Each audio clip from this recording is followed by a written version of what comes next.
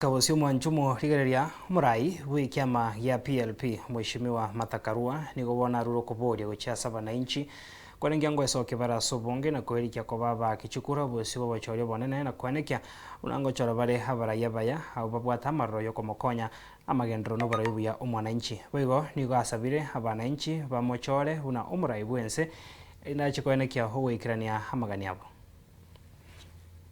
Sifa jike ndio inatafutia watoto wa familia yake chakula na ndio inalinda.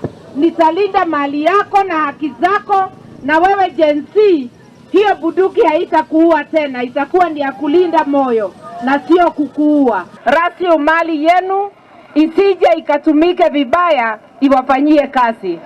Ningependa muelewe, Kenya hatuna shida ya pesa.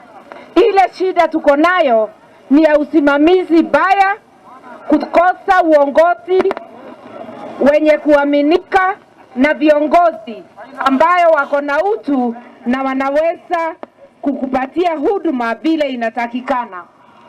Ile kazi tuko nayo ni kuondoa serikali duni na viongozi duni na kuweka watu ambaye wanaweza simama na wewe. Mimi nataka ujue leo, ile kodi unalipa inatosha kukupatia huduma ya afya bila malipo yoyote.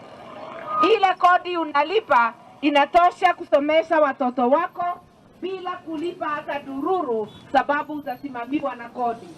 Lakini tukiruhusu wachache waendelee kujitajirisha na kodi yetu na waendelee kupora na kuiba mali yetu, tutaendelea kuumia. Lakini serikali iko na wizi, ajira haiwezi ikapatikana.